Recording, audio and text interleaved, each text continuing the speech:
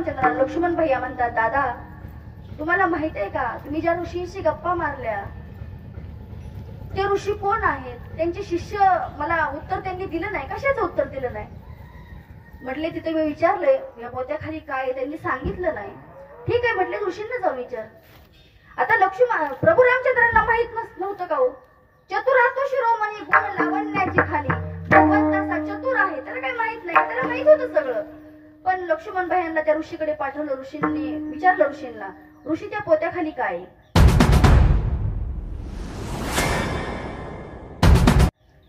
त्यावेळेस ऋषींनी सांगितलं, बघा माझा देव मला भेटायला यायचा आहे म्हणून मी अंगाची कातडी सोडून ठेवली आणि ही दिव्य कांती थोड्या वेळासाठी धारण केली. लक्ष्मण भाईंना वाईट वाटलं, अरे आपण येणार म्हणून ह्यांनी अंगाचं सगळं कातडं सोडून ठेवलंय का, तर माझा देव येणार आहे म्हणून. देवाकडे गेले, दादाकडे गेले, दादाला म्हटले, दादा तुम्हाला माहित आहे का त्या ऋषींचं शरीर पूर्ण नाचलेलं कुजलेलं आहे. प्रभू रामचंद्र म्हणतात, हा मला माहिती आहे. दादा तरी तुम्ही गप्प, तुम्हाला काही अशक्य नाही. अशक्य ते तुम्हाला नाही नारायणा. निर्जीवाचे तर तुम्ही निर्जीवात सुद्धा जीव आणता आणि मग तुम्ही त्यांचं ते नाचलेलं कुजलेलं शरीर का नीट करून देत नाही? त्यावेळेस प्रभू रामचंद्र उत्तर देतात, मी शरीर नीट करून देईल, पण ते ऋषींना चालतंय का विचार? लक्ष्मण भैया परत ऋषीकडे, ऋषीला म्हणतात, माझे दादा तुमचं शरीर चांगलं करून देतील, तुम्हाला चालतंय का? तेव्हा त्या ऋषींनी किती सुंदर उत्तर दिलं बघा. ते ऋषी म्हणतात, दादा तुमचं माझं शरीर चांगलं करून देतील, पण जर माझं शरीर आता राहिलंय माझं थोडं आयुष्य आणि हे जर मी शरीर भगवंताकडून मागून घेतलं ना चांगलं करून, तर राहिलेलं कर्म मला फेडण्यासाठी पुढे जन्माला यावं लागेल. त्यासाठी मला पुढे जन्माला यायचं नाही. म्हणून मला काय करायचंय, तर मला हे आलेले भोग मला आत्ताच भोगून संपवायचे. आणि असं म्हटल्यानंतर ते ऋषी सांगतात, तुमच्या दादांना सांगायचं तरी एकच सांगा, द्यायचंय तरी एकच द्या. काय द्या? की मला ह्या अंगाला असणाऱ्या जखमांमुळे खूप त्रास होतोय आंघोळ करत असताना, तर माझ्यासाठी फक्त गरम पाण्याचं कुंड तयार करा. मला वाटतं आपल्यापैकी बरेच जण जाऊन आलेत उनकेश्वरला, आणि उनकेश्वरला आजही आपण जर गेलो ना तर त्या ठिकाणी गरम पाण्याचं कुंड आहे. ते फक्त आमच्या शरभंगू ऋषीसाठी तयार केलेलं होतं. आणि त्या ऋषींचं नाव म्हणजे शरभंगू ऋषी. म्हणजे जे प्रारब्धाने आपल्याला मिळालंय ना ते भोगल्याशिवाय पर्याय नाही. आज जरी आपल्याला असं वाटतं, अरे मी आज एवढंच चांगलं वागतोय, मी सगळ्याशी चांगलं वागतोय, माझ्या नशिबात असं का? कारण हे आजचं नाही, तर हे पूर्वीच आहे. भोगतोन घडे संचिता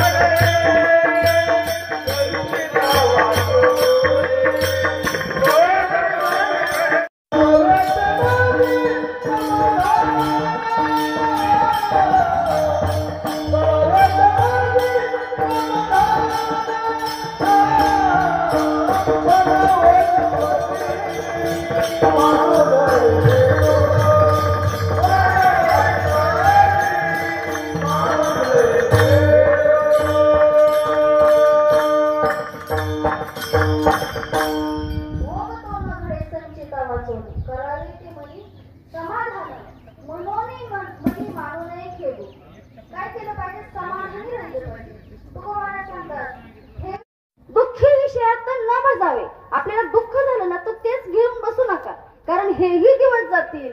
आणि आपल्याला जसं माहितीये ऊन सावलीचा खेळ आहे ना, तसं आपल्याला ह्या संसारातलं सुख आणि दुःख आहे. दुःखामागं सुख आणि सुखामागं दुःख हे ठरलेलं आहे. त्यामुळे आज आपल्याला सुख आहे, उद्या दुःख कधी हे आपल्याला सांगता येत नाही. म्हणून माऊली आपल्याला सांगतात, लाभा लाभ न धरावे मना माझी. किती लाभ झाला काय झालं तर ते तुम्ही जास्त मनाला लावून घेऊ नका, कारण तो लाभही एका दिवशी जाणार आहे. त्याच्यामुळं जसं ठेवलंय तसं आपण राहिलं पाहिजे. आणि राहत असताना नीट राहिलं पाहिजे ना. गावात जर गुण्या गोविंदानं राहायचं असेल तर आपल्याला कसं राहिलं पाहिजे? ह्या शरीराला काही दोष लागलेले, बरोबर आहे. आपल्याला आजार होतात, आपल्याला असं वाटतं हा आजार झाला तो आजार झाला, आजाराची हजार नावं सांगितलं, पण खरं सांगू का शास्त्रात फक्त 3च आजार सांगितले.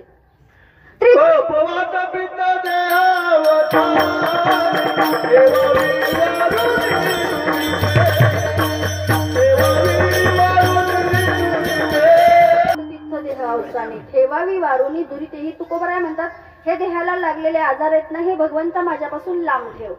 त्रिदोषी सांडिले शरीर,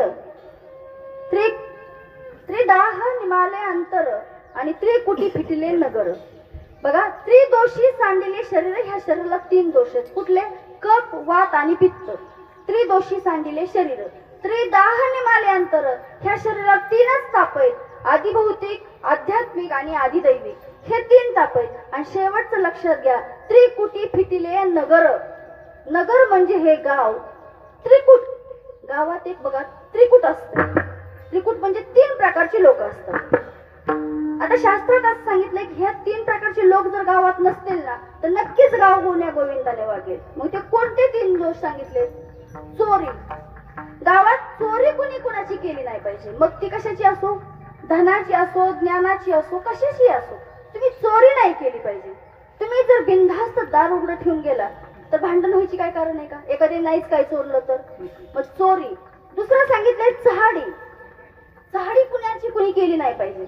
पण आपलं असं बघा असतं, हित ऐकून घ्यायचं, रडून ऐकायचं, हसून सांगायचं, ही पद्धत आहे आपल्याकडे. म्हणजे संत महात्म्यांना हे सांगावं का लागलं की चोरी, चहाडी आणि तिसरी एक गोष्ट आहे, ती आता मी इथं काही जास्त बोलत नाही. त्यासाठी उदाहरण देऊन जाईल की आम्हाला माहिती आहे, आमचा छत्रपती राजा, एखादी तरुण मुलगी दिसली, छत्रपती राजांना आईनं सांगितलंच होतं, हे बघ शिवाजी, तुझा जन्म कशासाठी झालाय माहितीये का? की स्त्री नाचवायसाठी नाही तर स्त्री वाचवायसाठी झालाय.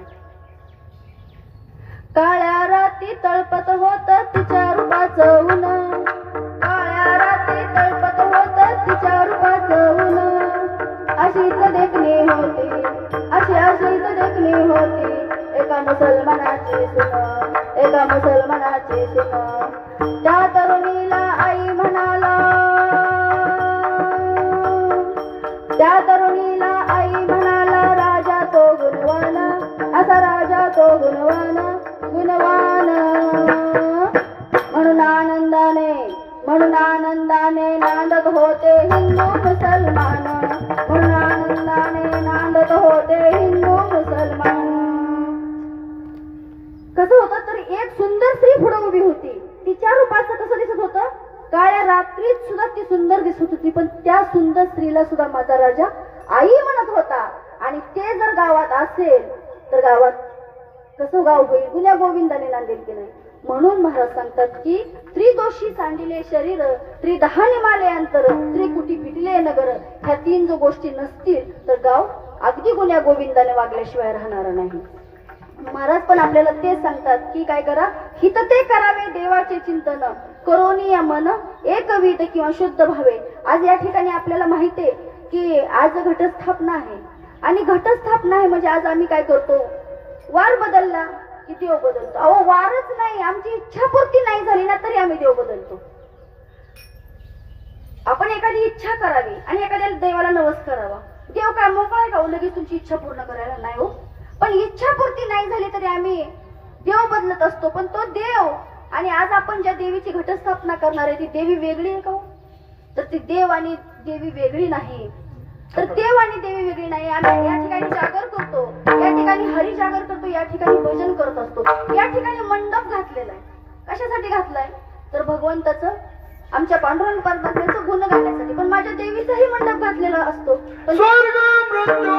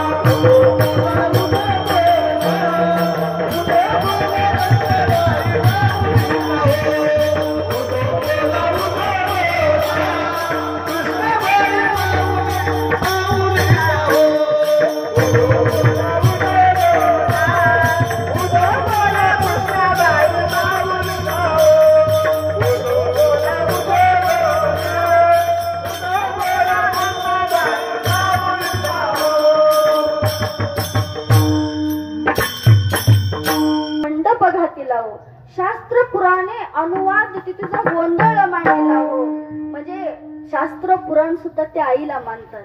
पण आम्ही भेद केलाय की आम्ही असं म्हणतो की आज देवीचा वार आहे, आम्ही देवीचा उपवास करतो. आज सोमवार आहे, आम्ही भगवान शंकरांचा उपवास करतो. आम्ही रविवारी खंडोबारायांची भक्ती करतो. म्हणजे आपण हे वेगवेगळं केलेलं आहे. पण हे वेगळं आहे का हो? तर वेगळं नाहीच आहे. पांडुरंग परमात्मा आणि देवी वेगळी आहे का? आषाढी कार्तिकी तुझ्या गोंधळाची दाटी हो, आषाढी कार्तिकी तुझ्या गोंधळाची दाटी हो, आषाढी कार्तिकी तुझ्या गोंधळाची दाटी हो, आषाढी कार्तिकी तुझ्या गोंधळाची दाटी हो, पुंडलिक देवता वाळवंटी हो, पुंडलिक देवता वाळवंटी हो, पुंडलिक देवता वाळवंटी हो, पुंडलिक देवता वाळवंटी हो,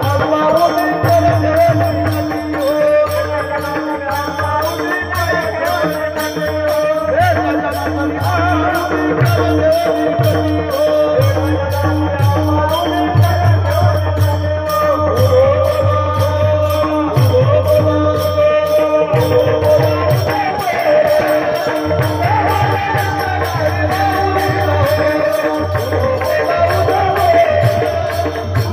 ठेवण्याची हो, एक जनार्दनी आम्हा उभी आषाढी कार्तिकी तुझ्या गोंधळाची दाटी हो. मग आषाढी कार्तिकीला कुठं गोंधळ असतो? पंढरपूरला असतो. पुंडलिक देवता उभा वाळवंटी हो. तो पुंडलिक देवता आहे वाळवंटात उभा आहे, पंढरपूरलाच ना. आणि एका जनार्दनी आंबा उभी कर ठेवणी कटी हो.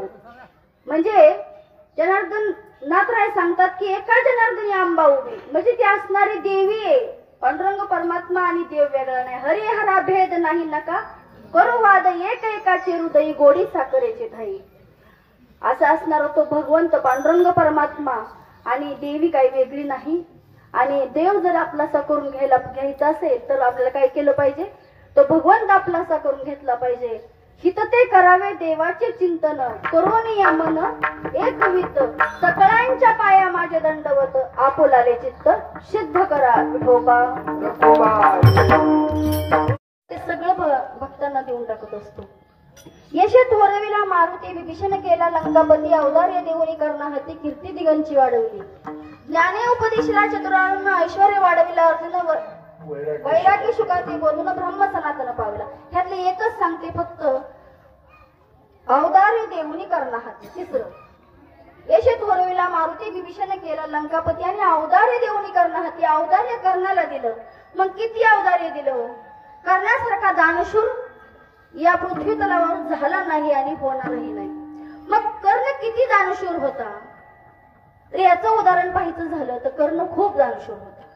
कर्ण कुणाचा मुलगा होता असं शास्त्रात सांगितलंय, असं पुराणात सांगितलंय. कर्ण हा कुंतीचा मुलगा होता. आणि कुंतीचा मुलगा असणारा कर्ण पांडवांचा भाऊ होता. पण तो पांडवाचा भाऊ म्हणून वागत नव्हता किंवा त्याला त्या ठिकाणी तशी वागणूक मिळत नव्हती.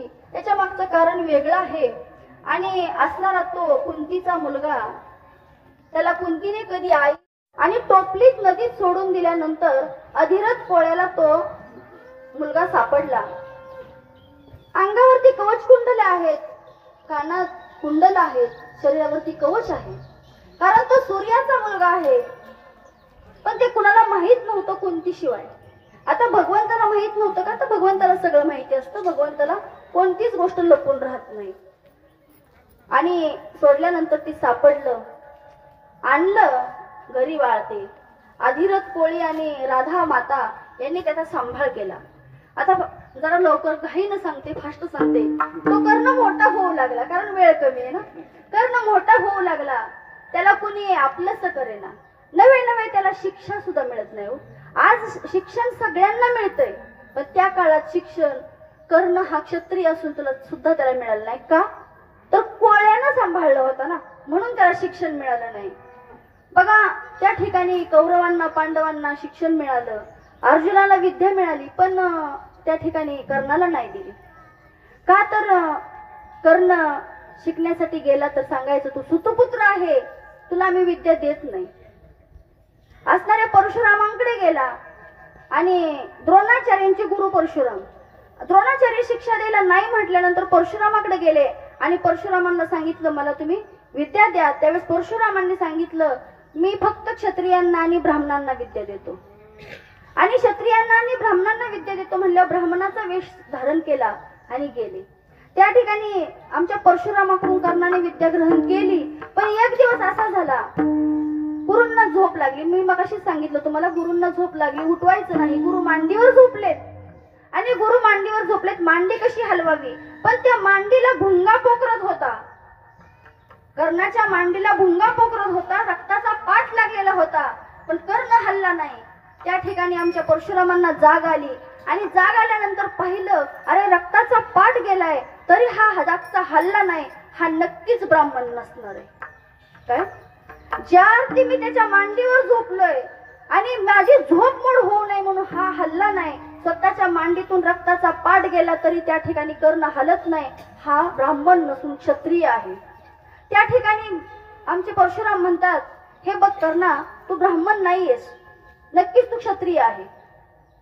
त्यावेळेस कर्ण गप्प बसले, बोलता येईना ना, आता खरं आहे, खरं म्हणजे त्यांनाही माहित नव्हतं ते क्षत्रिय आहेत म्हणून, पण मी नक्कीच ब्राह्मण तर नाही, सुतपुत्र आहे. आणि त्या ठिकाणी परशुरामांनी त्या शाप दिला की तुझी ही विद्या ऐन वेळेला असफल ठरेल. ऐन वेळेला असफल ठरेल म्हणलं किती वाईट वाटलं असेल.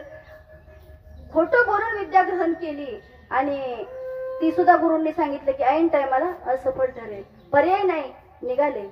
पुढे युद्धाचा प्रसंग आला आणि युद्धाचा प्रसंग आल्यावर आपल्याला माहित आहे कौरव आणि पांडवांचं युद्ध. कौरवांकडे आणि पांडवांकडे 11 अक्षौहिणी सैन्य होतं आणि भगवंताकडे गेले. दुर्योधनही गेला आणि अर्जुनही गेला. दोघांनीही मागितलं, पण भगवंताने सांगितलं मी माझं सैन्य एकाला देईल आणि मी एका बाजूने राहील. पण मी एका बाजूने राहील, पण मी हातात शस्त्र घेणार नाही, मी फक्त 4 हिताच्या गोष्टी सांगेन. दुर्योधनाला वाटलं हा एकटा घेऊन काय फायदा आहे. बघा, त्याच्या लक्षात आलं नाही हा देव आहे, हा एकटा घेऊन काय फायदा आहे, ह्याचं 7 अक्षौहिणी सैन्य घ्यावं. त्याने सांगितलं मला तुमचं सैन्य हवंय आणि त्या सैन्य हवंय. मग त्याने सांगितलं ते सैन्य मला द्या. मग 11 आणि 7 18 अक्षौहिणी सैन्य आमच्या कौरवांकडे गेलं आणि फक्त 11 अक्षौहिणी सैन्य पांडवांकडे राहिलं. कुंती मातेला वाईट वाटू लागलं, अरे माझे 5 पांडव लढायला जाणार. आणि आता तिच्या लक्षात आलं धनुर्धर आहे, मोठा योद्धा आहे आणि कर्ण माझाच मुलगा आहे. त्यावेळेस तिने कर्णाला भेटण्याचा निर्णय घेतला आणि कर्णाला भेटण्यासाठी गेली आणि एका झाडाखाली जाऊन बोलत असताना कर्णाला म्हणाली, कर्णा तुला माहिती आहे का तू कुणाचा मुलगा आहे. कर्ण म्हटला मला माहित नाही मी कुणाचा मुलगा आहे माते. ती म्हटली, तो म्हटला मी राधेय आहे. ती म्हटली तू राधेय नाही, तू कौंतेय आहे. तो म्हटला कौंतेय. अगं कुंती माता तुझे फक्त 5 पांडवच आहे. नाही रे कर्ण, तूही माझाच मुलगा आहेस, तू कौंतेय आहे, तू राधे नाही. तो सांगतो मी राधेच आहे, तू आज काही जरी म्हटली तरी मी राधे, तू का आली बोल. त्यावेळेस कुंती माता सांगते की मला असं वाटतं की माझे 5 पांडव आणि तू सगळे सही सलामत राहावं, तू पांडवाच्या बाजूने लढ. त्यावेळेस कर्ण सांगतो माते आता हे शक्य नाही, पण तू आली ना तर मी तुला मोकळ्या हाताने नाही पाठवणार. का बरं? कर्ण दानशूर आहे ना, तो मोकळ्या हाताने नाही पाठवणार. हे बघ आई, तुझे 5 पांडव जिवंत राहतील. ती म्हणते मोकळ्या हाताने पाठवणार नाही म्हणतो, माझ्या बाजूने मुलांच्या बाजूने लढणार नाही म्हणतो, मग पांडव कसे जिवंत राहतील. त्यावेळेस कर्ण सांगतो हे बघ माझं लक्ष फक्त अर्जुन आहे, मी 4घांना सोडून देईन, फक्त अर्जुनाला लक्ष करेल. आणि अर्जुन मेला तर मी जिवंत राहील आणि मी मेलो तर अर्जुन जिवंत राहील. म्हणजे तुझी 5ची गणती बिघडेल का? नाही बिघडणार. तर त्यावेळेस असं सांगितल्यानंतर कुंती मातेला वाईट वाटतं. कुंती माता निघतात आणि माघारी निघून जात असताना त्यांना असं वाटतं, अरे आता यातले एक तर नक्कीच जाणार आहे, पण माझे 5 पांडव राहतील. तर युद्धाचा प्रसंग, युद्ध चालू झालं. पण दुर्योधन त्यांचा असा मित्र होता. माणसाच्या जीवनात एक तरी मित्र असा असला पाहिजे की त्या मित्राकडून आपल्याला, मित्र जीवनात असला तर पण तो कसा असला पाहिजे की तुमच्या कुठल्याही प्रसंगाला त्याने आपल्याला सहज उपलब्ध झालं पाहिजे. नाहीतर मित्र असतात, मित्रावरती संकट आलं ना की फोन नाही उचलायचा, त्याच्याकडे पाहायचं नाही, असे मित्र नाही. पण दुर्योधन आणि कर्ण एक जीवलग आणि सख्य मित्र होते. मग तो कर्ण सांगतो, मित्र था जो मित्र था की था कदर करता मेरे, मित्र था जो मित्र था की था कदर करता मेरे, 100 भी अर्जुन आ गए, 100 भी अर्जुन आ गए तो 100 के भीड़ में जाऊंगा. मित्र था जो मित्र था की था कदर करता मेरे, म्हणजे किती जरी 100 जरी कौरव आले तरी फक्त माझा एकच मित्र आहे. तो फक्त कोण आहे? तर फक्त दुर्योधन माझा मित्र आहे, असं कर्ण सांगतोय. आणि त्याच्यासाठी नाही लढायचं तर कोणासाठी लढायचं? म्हणून तो त्याला जर समजा मी आता त्याला त्याची बाजू सोडून दिली आणि तुझ्याकडे आलो तर चालेल का? नाही चालणार. म्हणून तो कर्ण सांगतोय कि मित्र था जो मित्र था की ता कदर करता मेरे, फिर ओ चुनेगा लक्ष्यों को मैं प्रत्यंचान दूं, उसके खातिर ना तो फिर मैं किसके खातिर जान दूं. त्याने लक्ष चुनलंय की मी कौरवांचा नाश करणार, मग त्याच्या बाजूने नाही लढायचं तो कोणाच्या बाजूने लढायचं? 100 भी अर्जुन आ गए तो 100 के भीड़ में जाऊंगा, 100 भी अर्जुन आ गए तो 100 के भीड़ में जाऊंगा, फिर वही कहूंगा जो पहिले कहा था वो फिर वही कहूंगा.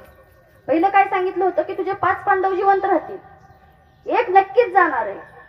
ये पांडवों को तुम रखो, ये पांडवों को तुम रखो, कौरव के भीड़ से तिलक शिकश के बीच में टूटी ना वो रीढ़ में, सूरज का अंश होकर फिर भी अच्युत में, सूरज का अंश होकर फिर भी अच्युत में, आर्यव्रत को जीत लूं ऐसा हूँ क्षत्रिय में, आर्यव्रत को जीत लूं ऐसा हूँ क्षत्रिय में, कुंती पुत्र हूँ मगर नाव से प्रिय में, कुंती पुत्र हूँ मगर नाव से प्रिय में, इंद्र मांगे भीख जिसे ऐसा हूँ क्षत्रिय में, इंद्र मांगे भीख जिसे ऐसा हूँ क्षत्रिय में. म्हणजे असा असणारा तो कर्ण इंद्राने सुद्धा भीक मागितली होती. का भीक मागितली होती आपल्याला कथाभाग माहिती आहे, आता सांगण्यासाठी या ठिकाणी वेळ नाहीये. तर तो असणारा कर्णाला शेवटपर्यंत त्रास झाला, तरी कर्णाने तो देवही आपलासा करून घेतला आणि त्या मित्राच्याही बाजूने लढत राहिला. म्हणजे त्या कर्णाच्या जीवनात इतकं दुःख होतं की आई बाप शेवटपर्यंत मिळाले नाही, असणारं एवढं मोठं राज्यही त्याला मिळालं नाही, तरी सुद्धा कर्ण अगदी धारातीर्थी पडला. धारातीर्थी पडला म्हणजे युद्धाच्या शेवटच्या प्रसंग, दातावर युद्ध अवलंबून असताना सुद्धा त्या ठिकाणी भगवंताने त्याची परीक्षाच घेतली. आणि भगवंताने परीक्षा घेतली म्हणले शेवटी सुद्धा सोनं द्या. आता धारातीर्थी पडलाय, दातावर युद्ध अवलंबून आहे, दात सोन्याचे आहेत आणि त्या ठिकाणी मागितलं सोनं द्या. काय द्यायचं सोनं दान?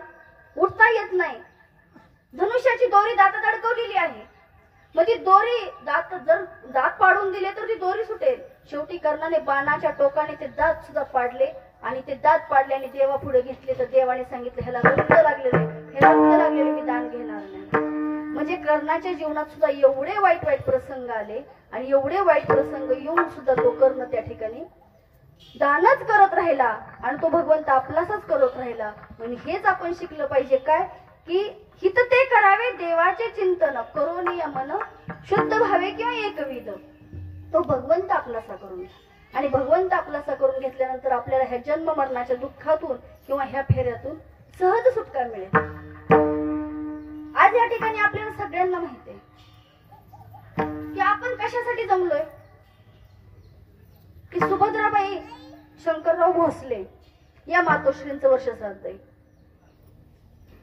आणि बघा जोपर्यंत माणूस जिवंत आहे ना तोपर्यंत माणसाची कदर केली जात नाही, कुणाचंही असू द्या. आज आमच्या जीवनात आई वडील आहेत, आम्ही आई वडिलांची कदर करतो का? नाही करत. आहे तोपर्यंत आम्हाला त्यांची किंमत कळत नाही आणि गेल्यानंतर त्यांची किंमत कळते. आईची किंमत किती आहे? सबसे बड़ी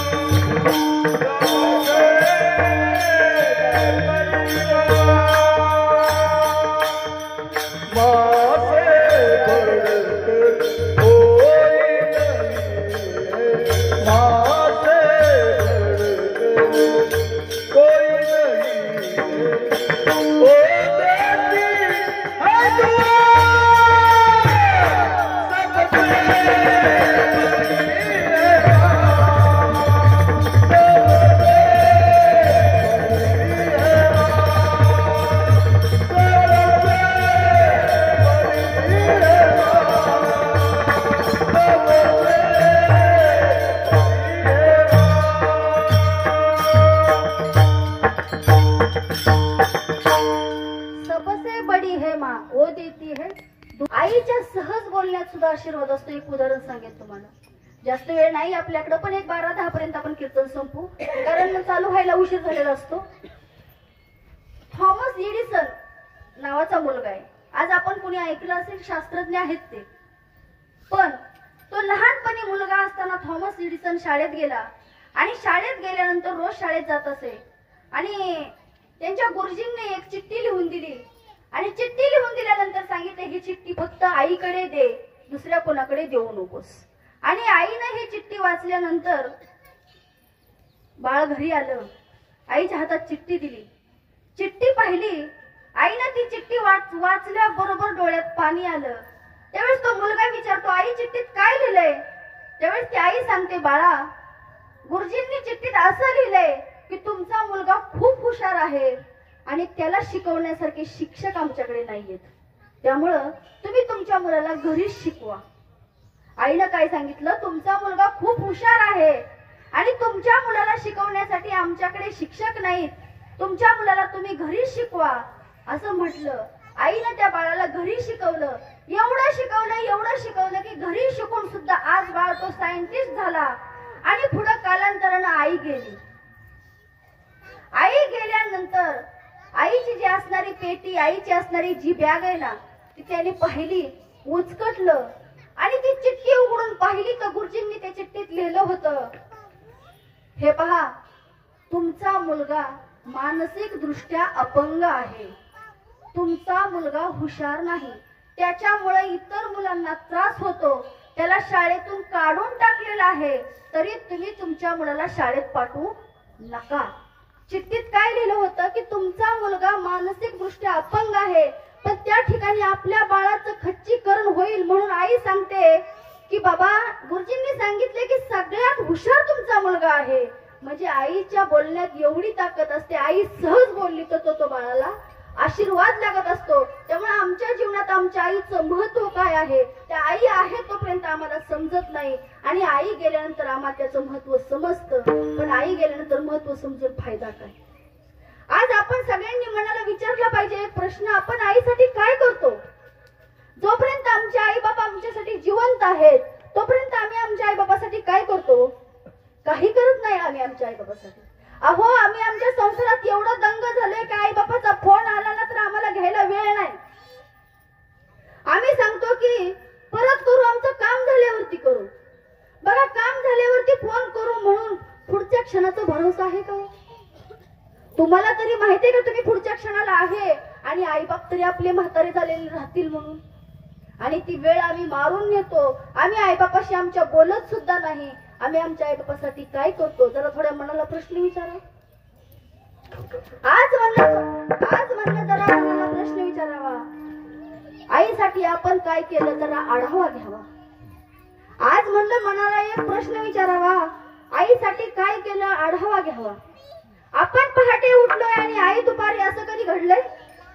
आपण पहाटे उठलो आणि आई दुपारी, असं कधी घडलंय? आपण जेवायच्या आधी आईचं ताट कधी वाढलंय? बस सहज बाहेरून येताना तुम्ही आईसाठी काय आणता? सहज बाहेरून येताना आईसाठी काय आणता? काही आणत नाही आपण आईसाठी. बरं, तिच्या बर्थडेची पार्टी तिच्या मैत्रिणींना देता? ती देते. आपल्या बाळाचा बर्थडे असेल तर ती सगळं करते. तिच्या बर्थडेची पार्टी तिच्या मैत्रिणींना कधी देता? तिने केलेला पसारा तुम्ही कधी आवरता? तरी सुद्धा माझ्या बाळाचं भलं कर म्हणून सगळ्यांपुढे हात पसरते. कधी देवापुढे, कधी नशिबापुढे, कधी दैवापुढे. माझ्या बाळाचं भलं कर म्हणून सगळ्यांपुढे हात पसरते. स्वतःची बीपीची गोळी मात्र विसरते. म्हणून म्हणते बाळांनो, बाळा आईची आई होऊन कधीतरी वागा ना. आईची आई होऊन कधीतरी वागा ना. तिचा खडबडीत हात हातामध्ये घेऊन बघा ना. कितीही कर्तृत्व गाजवा तुम्ही, कितीही कर्तृत्व गाजवा, झेप कमी पडते. आईनं कडेवर घेतल्यावरच आपली उंची वाढते. आईनं कडेवर घेतल्यावरच आपली उंची वाढते. म्हणजे तिने जोपर्यंत आपण कितीही कर्तृत्व गाजवा, आज तुम्ही किती चांगलं वागताय, हे जर पाठीवर थाप टाकण्यासाठी आई नसेल ना, तर कुणी सुद्धा दुसरं कदर करत नाही. तुम्ही फक्त मगाशी सांगितलं जन हे सुखाचे दिले घेतल्याचे. म्हणून कितीही कर्तृत्व गाजवा, झेप कमी पडते. सतत तिला मुलांचा ध्यास आणि त्यांच्याच प्रेमाची धुंदी. सतत तिला मुलांचा ध्यास आणि त्यांच्याच प्रेमाची धुंदी. बाळांनी गंमत नाही आणली तरी आई सदा आनंदी. नको कुणाचा हेवा, कुणाची स्पर्धा, नको कुणाची स्पर्धा देवा, नको कुणाचा हेवा. जग जिंकायचं असेल ना तर आईच्या पायावरती डोकं ठेवा. जग जिंकायचं असेल ना बाळांनो, आईच्या पायावरती डोकं ठेवा. म्हणजे आपल्याला आई गेल्यानंतर आईची किंमत कळते. जोपर्यंत आई आहे तोपर्यंत किंमत कळत नाही. या कुटुंबातून एक आई गेलेली आहे आणि आपल्याला सांगितलं जातं तुम्ही देवाचं दर्शन घ्या, देव आपलासा करून घ्या. एक छोटस उदाहरण सांगते, जास्त नाही, एक मिनिटात.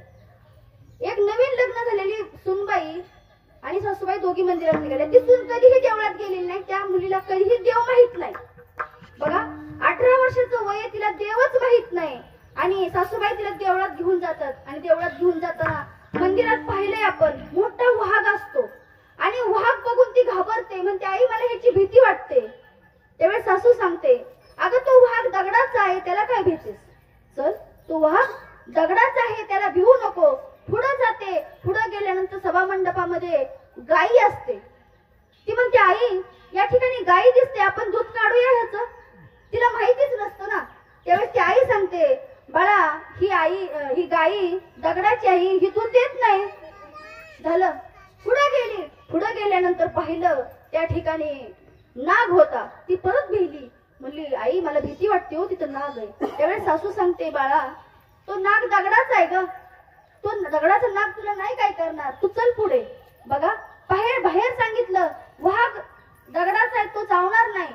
गाय दगडाची दूध देणार नाही. नाग दगडाचा आहे, चावणार नाही. मंदिरात गेलं आणि सासू सांगते, बाळा हिथं नतमस्तक हो, हा देव आहे आपला. त्यावेळेस ती सून म्हणते, आई बाहेरचा वाघ चावणार नाही, दगडाचा आहे. गाय दूध देणार नाही, दगडाची. नाग चावणार नाही, दगडाचा आहे. आणि देव सुद्धा दगडाचा आहे. मग त्याच्या नाही पाया पडणार आई, मी तुमच्या पाया पडेल. माय बाप केवळ काशी तेने देव भेटेल तुझला आपुल्या घरी. आई देव भेटेल तुझला आपुल्या घरी. आई वडिलांच्या मावळ, आई वडिलांच्या मावळ, आई वडिलांच्या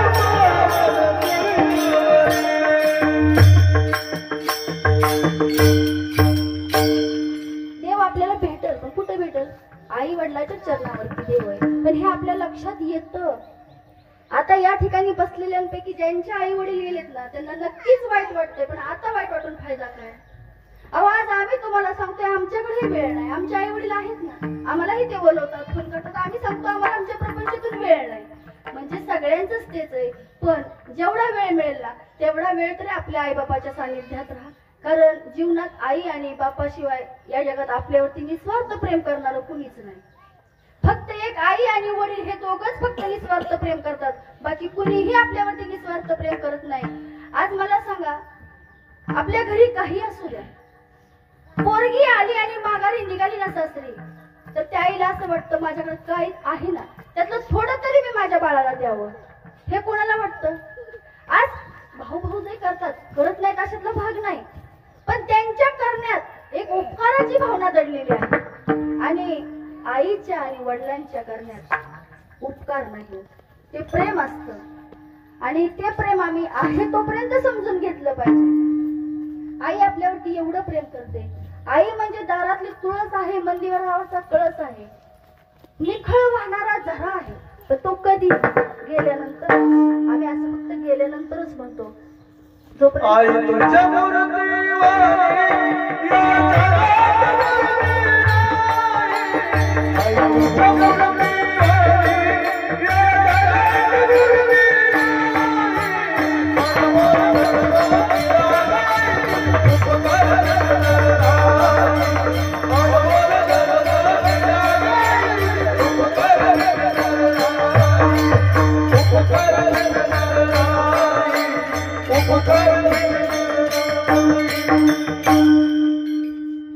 म्हणजे आईनं आपल्याला अनमोल असा जन्म दिलाय. आज आई वडील आपल्यासाठी काय करतात? आज वडिलांचं सुद्धा उदाहरण घ्या. आज आपला मुलगा, आपली मुलं बाहेर असल्यानंतर आपण ती आई वडील त्या मुलांसाठी किती करतात हे सगळं मुलांसाठीच करतात. पण त्या मुलांना कळतं का हो की हे आईबाप आमच्यासाठी सगळं करतात? नाही कळत. कारण तारुण्यात त्यांच्या लक्षात येत नाही की हे आईबाप आमच्यासाठीच सगळं करतात. आणि त्या बापाचं जर उदाहरण घेतलं तर तो बाप सुद्धा मुलांसाठीच करतो.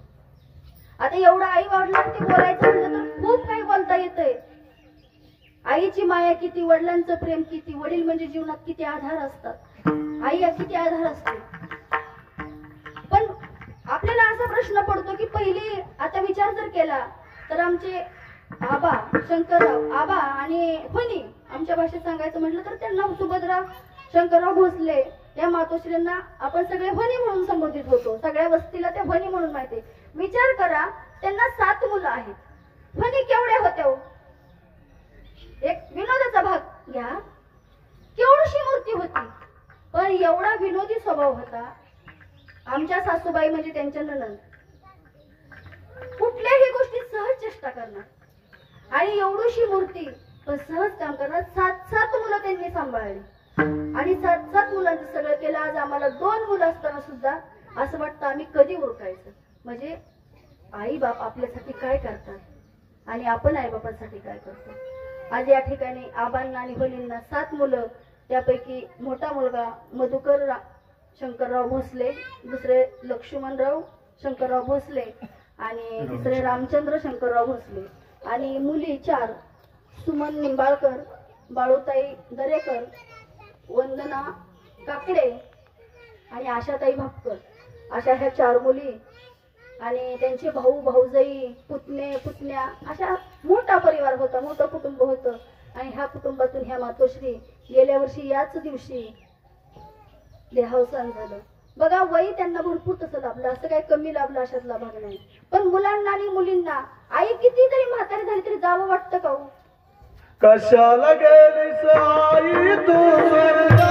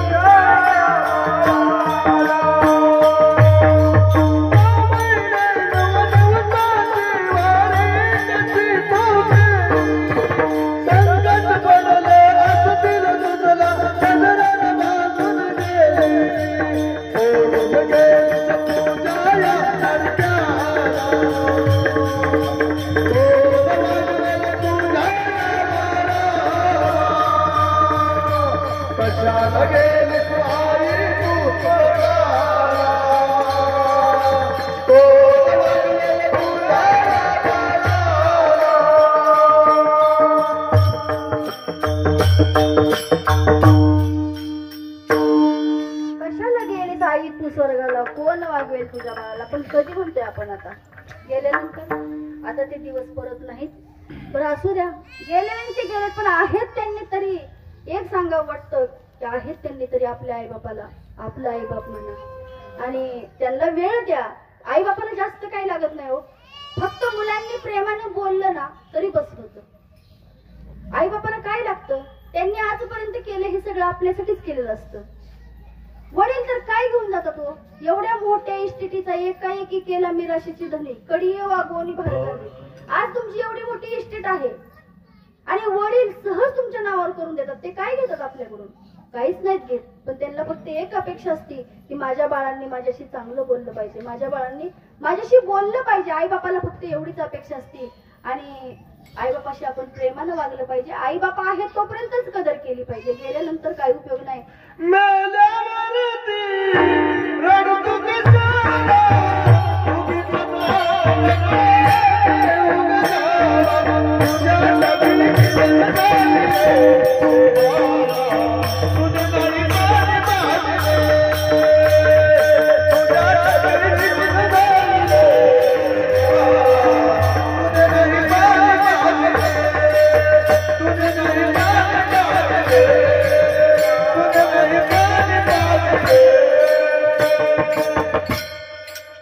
मेल्यानंतर रडून काही उपयोग नाही. जित्यापणी नाही अन्न, मेल्यानंतर पक्वान्न काय फायदा आहे का? नाही. तर त्यासाठी आहे तोपर्यंत आई वडिलांची सेवा करा. असं या ठिकाणी आपल्या सगळ्यांना माहिती आहे, सुभद्राबाई शंकरराव भोसले या मातोश्रींचं वर्षश्राद्ध आहे आणि वर्षश्राद्धानिमित्त ही कीर्तन सेवा आहे. या ठिकाणी असणार आमचं भजनी मंडळ भोसले कुटुंबियांनी आमंत्रित केल्यामुळे या ठिकाणी सगळे आलेले आहेत. वडापुरीतले असतील, निमगावचे असतील, पंधरवाडीतले आहेत. या ठिकाणी मला साथ करणारे वेगळं सांगायची गरज नाही, पण माझे पती परमेश्वर आहेत, माझे गुरु आहेत, त्यांनी या ठिकाणी साथ केलेली आहे. आमचे तिरवंडीवरून शिंदे महाराज आलेले आहेत, शामराव महाराज आलेले आहेत, पकवाजे खोरोचीवरून आलेले आहेत, 2 चौकदार आहेत. आणि माझं वैभव किती सांगू का, तर माझं एवढं भजनी मंडळ 1 वर्षात माझ्या बरोबर आणि माझ्या साथीला कुठेही असतं, हे माझं वैभव माझ्या बरोबर आहे. आणि साखर असून सुद्धा 2 तास तुम्ही माझं या ठिकाणी ऐकून घेतलं, त्याबद्दल मी तुमच्या सगळ्यांची ऋणी आहे. या ठिकाणी सुंदर अशी संशिष्टित मंडप सिस्टीम आहे, त्यांना सगळ्यांना धन्यवाद देते. आणि आज या ठिकाणी श्राद्ध का करायचं, तर श्राद्ध भगवंतांनी केलं, संतांनी केलं म्हणून आपण करायचं. श्राद्ध हे श्रद्धेनं केले जातं. प्रभू रामचंद्रांनी मंदाकिनी नदीच्या काठी चित्रकूट पर्वताच्या पायथ्या शेजारी दशरथ राजांचं श्राद्ध केलं होतं. आमच्या नाथरायांनी त्यांच्या पूर्वजांचं श्राद्ध केलं होतं. मग देवाने केलं, संतांनी केलं म्हणून आपण करायचं असतं. आणि आई वडिलांच्या ऋणातून मुक्त होण्यासाठी ह्या ठिकाणी श्राद्ध पुण्यस्मरण करावं लागतं. आणि आपल्याला सगळ्यांना माहिती की गेल्यानंतर आपल्याला ठेवता येत नाही, कितीही प्रेम असलं तरी. शेवटचं एवढंच सांगेन की आहे तोपर्यंत आई वडिलावरती माया करा, प्रेम करा. असणारे आपले भाऊ असतील. आणि अभंगात महाराजांनी हेच सांगितलंय की बाबा काय करा, ही तुका म्हणे हित होय तो व्यापार करा, काय फार शिकवावे. जास्त शिकवायची गरज नाही, आपल्याला फक्त भगवंत आपलासा करून घ्यायचा आहे. भगवंत आपलासा करून घ्यायचा म्हणजे नक्की काय करायचं, एकमेकाशी एकमेकाने प्रेमाने वागायचं. एवढं केलं की आपोआप भगवंत आपलासा होतो. असं या ठिकाणी बोलण्याच्या ओघात जर माझ्याकडून एखादा शब्द चुकीचा गेला असेल तर तुम्ही मला मायबापाचं अंतःकरण द्या आणि माफ करा. या ठिकाणी भोसले कुटुंबातले हे 3 बंधू असतील, त्यांच्या सुना असतील, नातवंडे असतील, मुली असतील, पुतण्या असतील, पुतणे, दीर, जाऊ, सगळ्यांच्या चरणावरती नतमस्तक होते. ह्या ठिकाणी मला संधीचा लाभ दिला त्याबद्दल आणि झालेली सेवा भगवंताच्या चरणी अर्पण करते आणि सेवेला सुरू केलं.